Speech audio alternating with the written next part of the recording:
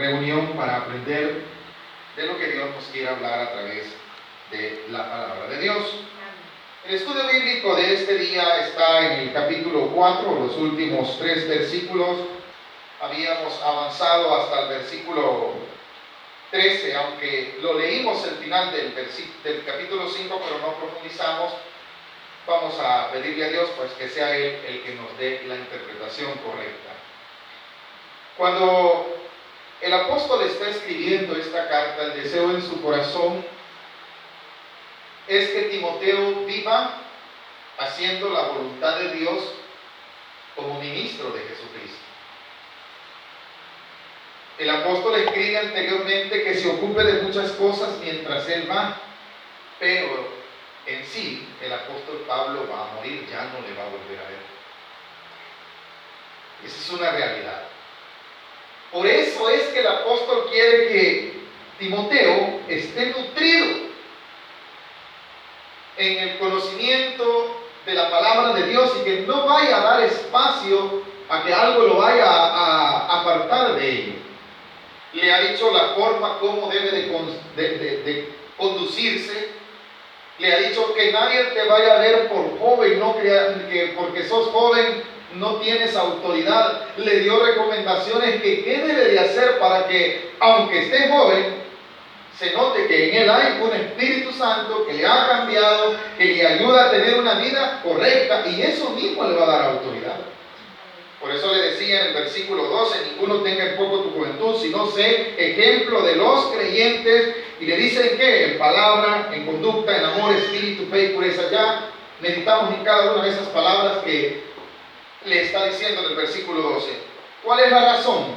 Que si su testimonio muestra que Dios vive en él y tiene ese comportamiento, ¿qué va a tener Timoteo? Va a tener autoridad y nadie le va a decir, porque muchos pueden decir, popularmente en nuestro país dirían, este está cipote, como otra expresión. Este no ha vivido para que me esté a mí diciendo esas cosas. Sin embargo, si Timoteo tenía una conducta que muestra que Dios lo ha renovado, que Dios le está ayudando a vivir conforme a la voluntad de Él, hay una garantía que ese testimonio va a manifestar que Timoteo en verdad es un ministro de Jesucristo. Y aunque la enseñanza, como siempre, es en un tiempo histórico hacia una persona, hemos de entender que todos nosotros hemos sido llamados a ser ministros. Y el testimonio entonces de nuestra conducta se manifestará y la gente dirá, ha habido cambio en esa persona. No importa la edad que tenga. Cuando una persona se ha convertido al Señor y empieza a vivir una vida conforme a la voluntad de Dios, se nota, no porque lo diga, sino porque la gente ve, este ya no va a tal parte, ya no hace tal cosa, antes tal cosa. ¿Qué se está viendo en él? Se está viendo la conducta que como hijo de Dios ahora tiene y que ha dejado ¿qué? Lo que la vida antigua le dictaba. Y eso hace que la gente ya lo vea, ya no le diga el apodo, sino que lo llamen hermano. La gente tipo está yendo a la iglesia. Sí, fíjate que Dios ha hecho un cambio en mi vida, Dios me ha llamado. Eso, hermanos, no porque lo diga, sino porque lo están notando. Y eso falta en la iglesia de hoy. El ser creyente no consiste en venir y reunirnos nada más. Esa es religión. El ser creyente no consiste en cuántas alabanzas me puedo. El dar testimonio no significa que como yo enciendo la radio y pongo las alabanzas para que la oigan los vecinos. No consiste en eso ser cristiano. Porque hasta los mundanos ponen alabanza. Tuve la oportunidad de viajar en un microbús en donde iba oyendo un gran rocón el motorista, y de repente en esa misma emisora ahora vamos a tener un tiempo de una alabanza que nos dé paz, que nos dé no sé qué, y la alabanza va a dar paz. El que da paz es Dios. Y en la emisora que iba escuchando el mismo rocón pusieron una alabanza. Y Dios tocó mi corazón. Eso fue hace tiempo. ¿Sabe qué? Me dijo Dios, y ahora lo entiendo, que muchas veces queremos mostrar el cristianismo de una forma incorrecta. Eso no significa ser cristiano. Ay, ellos son cristianos porque oyen alabanza. No. Que digan, ese es pastor porque viera, respeta a su esposa, a sus hijos, saluda a los demás, no se oye pleito en su casa. No, hombre, yo quisiera tener una familia como él. Qué galán que así se dijera del pastor. Me pongo como ejemplo para que cada uno de nosotros tomemos áreas que necesitamos que cambiar. Esas le dijo al apóstol, nadie te vaya a tener en cuenta, nadie te vaya a menospreciar por ser joven. Pero si eres ejemplo, que es lo que está basando el mensaje, en estas cosas, ya las explicamos, que son en palabra. Un creyente tiene que ser un hombre lleno de palabra de Dios. Y que su palabra, hermano, su hablar, su forma y lo que dice en sí, muestra que hay algo en su corazón que no es de él, sino que es de Dios. Luego le dice, el versículo 12, estoy todavía, conducta, ¿cómo se conduce? ¿Cómo va? ¿Cómo dirige su vida? ¿Qué más? Amor. El amor a Dios es uno que me va a hacer a mí también amar a mi prójimo. Eso también debemos de manifestarlo, no solo hablarlo. Luego le dice espíritu. Ese deseo terrenal ya murió y ahora usted está rendido a la voluntad de Dios. Está sometido. No usted en sí, sino que lo que Dios ha hecho en usted. Versículo fe y pureza. Cuando usted habla, ¿qué habla? Cuando yo hablo, ¿qué hablo? Que dé gracia este año, hermano. Que dé gracia de trabajo. Mire, he pasado todo el día. Mire con lo que me salen al final de la quincena. Estoy hablando fe. No, hermano, para esta vida mejor que me la quite el Señor. Estoy hablando fe. Pureza. Guardémonos de todas aquellas cosas que puedan manchar el testimonio de que Dios mora en nosotros. Versículo 13. Entre tanto que voy, ocúpate en la lectura, la exhortación y la enseñanza. ¿Por qué razón le está diciendo eso? Entre tanto que voy, el deseo del apóstol era volver a Éfeso, a donde dejó plantada él una iglesia, en donde se cree que Timoteo está ejerciendo el ministerio. No se cree, sino que es una realidad. Entre tanto que voy, la esperanza del apóstol era ir, pero en realidad. Pero él le dice, mientras no estoy allí, ¿qué quiere Dios entonces de nosotros? Que nos ocupemos, hermano. No solo estemos, hermano, me dice un joven hoy, mire, y es malo tal cosa, y empiezan a poner en la lista. Mire, le digo así. La Biblia nos dice las cosas que debemos de hacer. Dejemos de estar pensando en lo que no, porque hay muchas cosas que podemos hacer. Y al ocuparnos en ellas, no vamos a olvidar de aquellas que no se deben de hacer. ¿Y en qué se debería de ocupar el creyente según el versículo 13? En la lectura. Ahora, no la lectura de cualquier cosa, sino de la bendita palabra de Dios. No sé si usted ha visto que la lectura es uno de los, lo hablábamos en aquella ocasión, es uno de los hábitos que más cuesta. Pero sabe que la persona que tiene un hábito de lectura tiene una capacidad de entendimiento mayor que aquellas que solo ven y oyen lo que les cuentan. Aquel que lee y que lee la palabra de Dios, ¿sabe qué está haciendo? Está comiendo, está alimentándose. Hermano, ¿y usted por qué no lee? Es que la Biblia me da sueño, pero usted lo ve leer el diario. mire cuántos muertos. Y está leyendo. Usted lo puede ver viendo la televisión, viendo el teléfono, y ahí pasa y no se dedica a leer la Sagrada Escritura. De la lectura no le gusta. Y ponemos, hermano, un montón de pretextos. Debemos de hacer un esfuerzo por leer la Biblia. Debemos de hacer un esfuerzo. ¿Por qué razón? Porque ella nos va a guiar a toda verdad. En ella encontramos la voluntad de Dios, está plasmada en este libro. Ahí está el conocimiento que Dios necesita que el creyente tenga. Pero ¿cómo? ¿Por qué perece el pueblo? Por falta de conocimiento. Aquí está la nutrición del creyente. Ocúpate en la lectura. Ocúpate en la lectura. ¿Qué más? En la exhortación. Era necesario que exhortara al pueblo. Por esa razón él le decía ese ejemplo, porque cuando exhorten nadie te vaya a decir, ¿y usted quién es, Timoteo, si yo lo vi allá fumando? No iba a tener autoridad, por eso le decía, tenía que ser ejemplo. Y esta es la razón por la que muchos no evangelizamos. Ni a los amigos. Porque tenemos el temor que nos digan, ¿cómo me están invitando a la iglesia? No exhortamos porque como no somos ejemplo. Usted y yo debemos de ser ejemplo, iglesia. No porque se lo esté diciendo yo, sino porque es un deber del creyente mostrar su salvación, evidenciar que en él ya hay ¿qué? Fruto.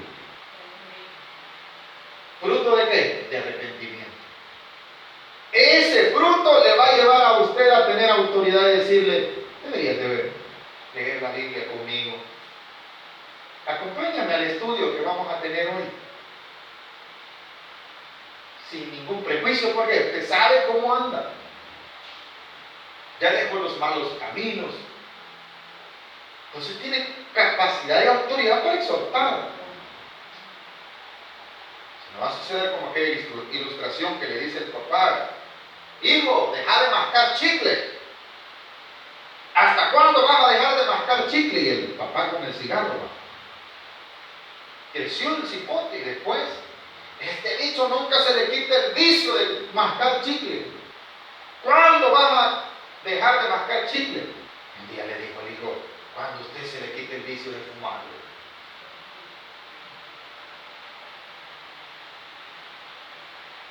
Estoy señalando lo de él, pero yo tengo algo que corregir. Es necesario corregir.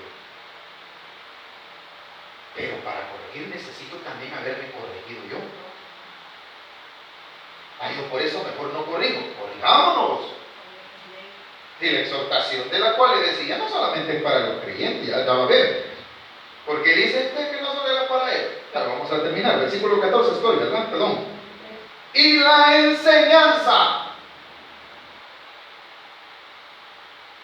Los mensajes de estudios donde se lee, no hay mejor cosa que aprender de la Escritura. Es un peligro el caer en las alegorías. Las alegorías son aquellas cosas que han oído y que las cuentan y las vienen y no tienen ningún fundamento bíblico, no hay una base. ¿Y sabe en qué termina? Termina en herejía, porque no hay una enseñanza. ¿Y qué mejor enseñanza que la palabra de Dios? Dice el versículo, y la enseñanza. Luego otra recomendación, 14, no descuides el don que hay en ti. Cuando le dice esto, este texto muchas veces es mal interpretado, en que se cree que cuando le pusieron las manos, él recibió algo. Se ponía las manos como una autoridad nada más que se le estaba dando, o como una comisión, pero no significa que en ese momento Timoteo recibió. Ya había algo en él. ¿Por qué razón? Por lo que dice el 14. No descuides el don que hay en ti, que te fue dado mediante profecía. Ya Dios le había hablado a Timoteo y tenía algo en él. ¿Y qué tenía que hacer con ese don? No descuidarse. No sé cuál es el don que Dios le haya dado a usted, pero de algo Dios quiere usarlo. A mí me quiere usar de estorbo, hermano. Por eso no cambio. Pero trae su recompensa. Y si yo quiero ser estorbo, el Evangelio me dice que si soy estorbo a los pequeños llamados por el Señor, mejor me es, ¿cuál es mi recompensa? Ponerle una piedra, dice, demoler y tirarme a dónde.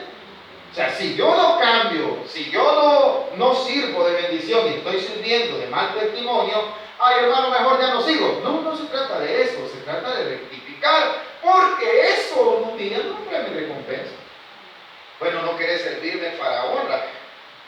Hay otra carta donde habla acerca de lo que en el templo había. Habían vasos de honra y vasos de deshonra. Los de honra eran para cosas honrosas, pero habían vasos de deshonra que eran para cosas viles, dice. En el templo estaban. Ahora, usted y yo, ¿qué queremos ser? ¿Instrumentos para honra o deshonra? Solo existen dos formas de servirle a Dios. ¿Como buen testimonio o como mal testimonio? No me voy a fijar en el otro, voy a fijarme en mí. Debo de cuidar de mí, lo que Dios me ha dado.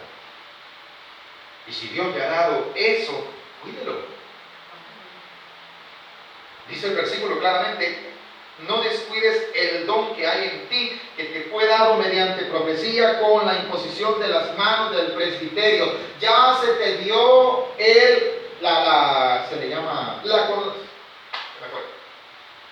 cuando a él lo pusieron, lo comisionaron. Y la gente desde ese momento veían a Timoteo como ¿quién? Como un hombre que había sido comisionado por el apóstol. Le habían puesto en autoridad. Y eso tenía que cuidar. Usted ha sido puesto en autoridad. Nos gustan aquellos textos del Antiguo Testamento que hasta los usamos mal. Somos llamados cabeza y no cola para tener visto.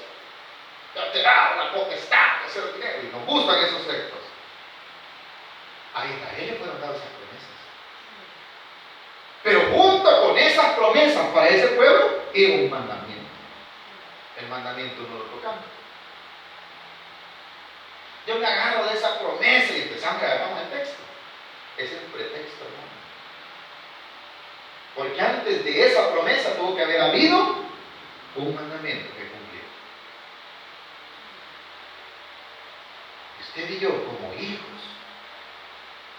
como llamados a mostrar la obra que Dios ha hecho en nosotros, ¿de dónde nos sacó? ¿Qué dice la carta del apóstol Pedro?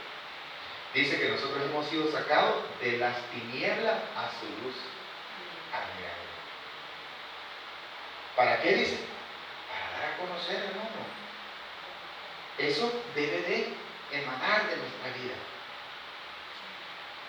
Así que no se vaya a molestar si ya no le dicen el nombre y le dicen hermano. Siéntase un privilegiado. Porque le están llamando una nueva criatura. Cuando le dicen hermano, ese es un título que le fue dado no por la iglesia, sino porque usted se ha constituido un hijo de Dios. A todo el mundo le dicen hermano. Y qué feo es que se me diga a mí, el hermano, mírenlo. O sea, dijeron el hermano. En esa palabra hermano, ellos percibían recibir un testimonio, pero de repente se llevan un fiasco y me dicen hermano, estoy sirviendo de mal testimonio. No se está manifestando el título en el cual me están cediendo ellos mismos cuando me dicen el hermano cayó. No he cuidado, no he tenido cuidado de lo que Dios me ha dado. Tenemos títulos tan grandes que no los cuidamos. Hijo de Dios, heredero, coheredero. De eso no sabemos ni queremos. Eso nos debería de llevar a, si soy coheredero con Cristo, qué bendición, vivir una vida, Señor, aquí estoy viviendo. Cristo, antes de ir al Padre, ¿qué pasó? El quebrantamiento, el sufrimiento en la cruz. Él había puesto sus ojos ¿a dónde? En la cruz. ¿A dónde puso sus ojos el Señor? Allá donde estaba su Padre. Él se vio ya como a la diestra del Todopoderoso. Entonces, como coheredero, al igual que Cristo me enseña, debo de tener esa mirada. Eso me va a llevar a mí a vivir y a cuidar eso que Él me ha dado, ese don, ese regalo, esa salvación, esa seguridad, esa fe. Cuidémosla. Que nada nos la venga a desbalancear. No descuides el don. Lo dice el versículo 14, que hay en ti, ya estaba en él. ¿Qué está en usted de Dios?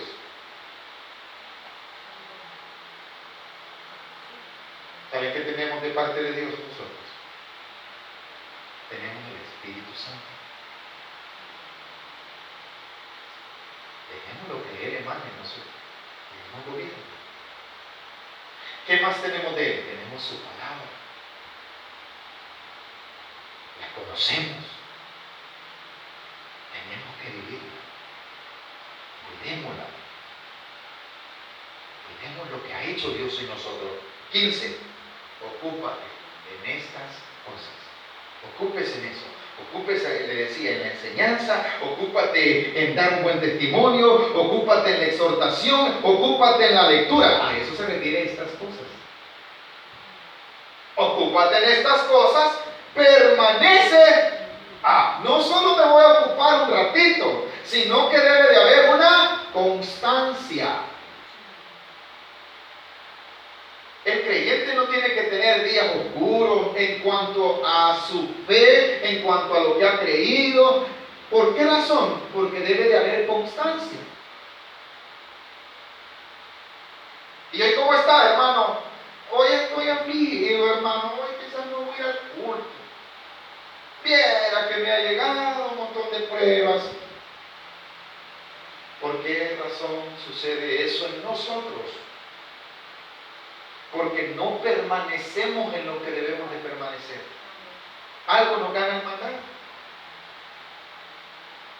Ocúpate en estas cosas.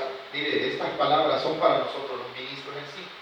Pero si todo creyente las tomara para sí, pasara ocupado en oración, en lectura bíblica, en enseñanza, haciendo el tiempo para ocuparse en lo que ha de hacer crecer su fe, eso va a ser creyentes en verdad sólidos. Van a venir las pruebas, van a venir los días oscuros y va a estar ¿qué? Como está permaneciendo en eso, no va a ser afectada su vida como creyente. No tendría que ser afectada. Ocúpate en ella y permanece en ellas. ¿Para qué voy a permanecer en ellas, hermano? Ahí está la respuesta. ¿Para qué voy a ocuparme en la lectura, en la enseñanza, en el cuidar lo que Dios me ha dado? ¿Para qué voy a ocupar en mi testimonio, cómo me conduzco, cómo vivo? ¿Para qué, hermano? Para tu aprovechamiento, para que tu aprovechamiento, esa palabra, se vea. La palabra manifestar es sacar de lo oculto. Que se exprese. Y los creyentes necesitamos expresar mucho en este tiempo. Miren cómo son las cosas. El tiempo que estamos viviendo. Con la pandemia todo el mundo estaba asustado. Gracias a Dios se oye que hay una buena noticia con la vacuna. El mundo está asustado también. ¿O no se ha visto usted? Y le han dicho, ¿usted se va a vacunar? Usted ya está lavado con la sangre de Cristo. Usted es un hijo de Dios. Haya o no haya vacuna, ahí estaba el Señor con usted. Ahí tenía que estar yo orando. Mucha gente estaba esperando la solución a este problema. ¿Para qué? Para seguir ocupándose en qué? En las cosas que antes hacían. ¿Y qué se va a manifestar nuevamente en ellos? La misma vida, pecado, las cosas, para continuar haciendo los desórdenes que hacían. Más en nosotros los hijos de Dios. Ocupémonos en lo de Dios. Y a ver que Dios mismo hará obra en nosotros y eso quiere Dios, que se manifieste los hijos de Él. Así le dice, ¿verdad? Para que tu aprovechamiento sea manifiesto ¿a quién? Ahí no solo a los hermanos. Necesito yo que Dios se manifieste, se exprese a través de mi conducta para los hermanos, pero también para los inconversos. Que se manifieste mi vida, expresa que Cristo vive en mí, que he muerto al pecado y que ahora vivo para el Señor. Lo que ahora vivo, decía el apóstol Pablo, lo vivo para el Señor. Terminemos. 16. Ten cuidado, otra vez la palabra cuidado. ¿De quién, hermano? Nosotros mismos somos un peligro. Allí no dice del vecino, del hermano que no vino. Y del que vino, no. Ten cuidado de quién.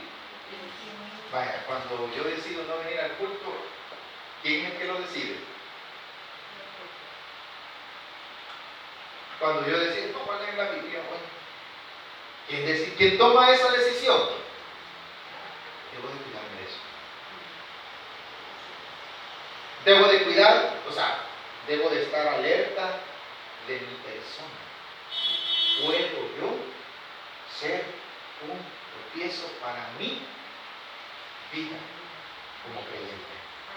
Ten cuidado de ti mismo, no solamente de él, y de la doctrina, porque como había en aquel tiempo tanta influencia de herejías como lo hay en hoy, cuídese, hermano.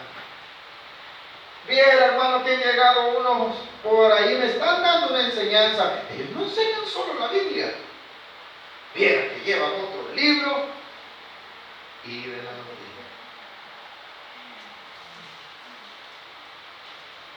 Es que la Biblia a mí me aburre, hermano. Hay que tener mente abierta y oír otras perspectivas. Estoy haciendo lo que decía al principio del capítulo, ¿verdad? Estoy oyendo doctrinas ya del enemigo. Ten cuidado de esto, lo que escuchas. Ten cuidado de lo que estás predicando. Ten cuidado de lo que estás enseñando. Versículo, persiste en ello. Otra vez la constancia, persiste en ello.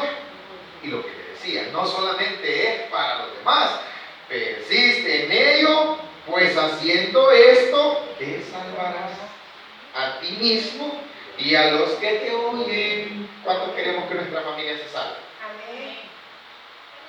Prediquémosles correctamente el Evangelio. Enseñémosles correctamente el Evangelio con nuestra forma de vivir. Nos será de provecho a nosotros y para ellos también. No se asuste cuando de repente, mire, bendito Dios, cuando alguien ha tenido tantas dificultades en su entorno como familia y de repente le empiezan a decir, ¿quieres orar por mí? ¿Crees que puedes explicarme algo de la Biblia? Fíjate que yo no entiendo esto. Hermano, denle la gloria a Dios. Pero para eso es necesario sufrir oprobio. Para eso es necesario que a veces nos hagan burlas. Pero como nosotros vivimos bajo la voluntad de Dios, no debería de afectarnos esas cosas. Bueno sería que nuestros familiares inconversos nos busquen por cómo vivimos, pero que no nos estén bobas a la iglesia, pero por gusto, que se digan de otros, pero no de nosotros. Y si es mentira de lo que nos están acusando, gloria a Dios, porque bendito Dios, dice el apóstol Pedro en su carta, que nos lleven hasta la cárcel, pero no por homicidas, no por ladrones, sino por predicar y vivir correctamente, porque por eso los llevaban a ellos. hermanos bienaventurados si los llevan presos, les dice, pero que no los vayan a llevar por homicidas, por ladrones, por sediciosos, por violentos, no, que no los lleven por eso. O sea, siempre van a hablar de usted, pero que lo que hablen en verdad sea una calumnia. No se enoje, dele la gloria a Dios porque están hablando algo que usted no está haciendo, y que sea la misma justicia de Dios se va a manifestar. No quiera corregirlo usted, Dios mismo va a poner, no era mentira lo que se decía del hermano, bendito sea nuestro Dios, ¿verdad? Le dice al final, y a los que te oyeren. Ahora el capítulo 5 le ha dado todas estas recomendaciones porque el pastorado que va a ejercer Timoteo va a tener muchas cosas en las cuales va a tener que hablar con ancianos, va a tener que tomar decisiones en cuanto a muchas cosas, y él debe tener un comportamiento digno para poderlo hacer. El capítulo 5 le va a hablar, en el versículo 1 le dice, no reprendas al anciano, sino exhórtale como a padre. Tiene que tener ese cálculo, y la palabra anciano escrito aquí no solamente se refiere a aquel que tiene un cargo en la iglesia. La palabra anciano aquí es ya de edad. Porque se recuerda en el versículo 12 le decía, nadie tenga en poco tu juventud. Timoteo va a tener que exhortar ¿a quién? A ancianos, a jóvenes, a hermanos, adultos, pero también a jovencitas. Y para ello tenía que tener Timoteo un marco de referencia de vida ejemplar. Si quiere, veamos los primeros dos versículos. Capítulo 5, versículo 1. ¿Lo tenemos? No reprendas al anciano, sino exhórtale como a padre. A los más jóvenes como a hermanos. Ahora, veamos el primero. No significa que Timoteo va a dejar pasar por alto si un anciano está cometiendo algo y no le va a llamar la atención. No es que él es mayor de mí, no le voy a decir nada. Lo que le está diciendo el versículo 1 es que lo haga, pero que tenga una forma de decírselo correctamente. No reprendas al anciano, sino que, vaya, la palabra exhortar, ¿qué quiere? Te tiene que decir. Pero ¿qué método debe de usar? Con un respeto a una persona mayor. No le va a decir nada. Anciano sin vergüenza, venga para acá. Como nosotros, ¿no? Usted se lo va a llevar el diablo porque ya está viejo y no entiende. Así somos nosotros. Esa es la forma que le dice la palabra de Dios a Timoteo cómo debe de corregir. Pero nosotros no así lo hacemos. Errores. Le debe de dar el respeto que merece, y como que si fuera su papá le va a decir, hermanito, quiero decir algo, lo que usted está haciendo no es correcto. Esa forma en la que le está dictando, no le está diciendo que no le diga nada. Porque muchos de nosotros, no, hermano, ya está viejo, ya sabe cómo tiene que vivir. Es una salida olímpica de nosotros. Tiene tantos años, hermano. Díganle, solo que busquemos la forma. Y como ya está mayor, como a un padre. Dice el versículo, exhórtale, dile lo que está mal. Cuando le dice, no reprendas, es que la forma como lo va a hacer, esa reprensión, debe de ser diferente. Pero no solamente a los ancianos, a los mayores de edad, sino también a los más jóvenes. ¿Y qué tiene que hacer Timoteo? ¿Buscar otro joven? Él. Pero la forma como lo va a hacer es como que se esté tratando con su hermano. Ya es diferente el trato. Luego, a los más jóvenes como hermanos. Pero el problema es que no solamente habían ancianos y jóvenes, sino que también hay hermanas. Y hermanas de avanzada edad y jóvenes también.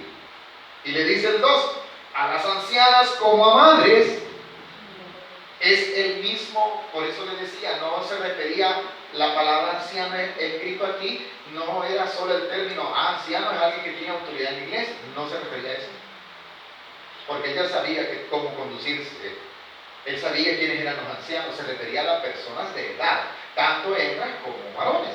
¿Por qué? Porque la Biblia lo está diciendo. A las ancianas como a madres, la forma va a ser la misma. Vaya, hermanita, vamos a sentarnos, hermanita. Mire, usted tiene que estar en tal cosa. Debe de saber, no debe de hacer tal cosa, con un gran respeto, pero le tiene que decir. Y nosotros a veces no utilizamos la forma correcta para poder corregir, para poder exhortar. Solo le decimos a la persona, usted es un gran pecador, usted es un gran sinvergüenza, si usted ya sabe. No vemos que hay una forma por la edad. 2, a las ancianas como a madre. Pero no solo había hermanas ancianas, sino que habían también jovencitas. A las jovencitas como a hermanas, pero la forma con cuidadito, con decirle a alguna hermanita una cosa de doble sentido, como estábamos, ¿verdad? Más adelante le recomienda que las mujeres mayores son las que deben de enseñarle a las jovencitas. Pero las mujeres mayores dicen otras cosas a las jovencitas. No te dejes. Amén, iglesia.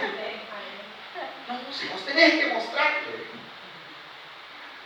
Dejémoslo hasta ahí porque es muy largo el tema, ¿verdad? Pero vamos entrando ya al capítulo 5. Amén, iglesia. Amén. ¿Hemos aprendido algo esta noche? Amén. Bueno, la próxima semana continuaremos, ¿verdad? Todo el capítulo 5 hasta donde Dios nos permita. Vamos a dejarlo hasta ahí. Que sea Dios recordándonos a través de su Espíritu Santo estas palabras que nos servirán en los momentos en los cuales necesitamos manifestarnos como sus hijos.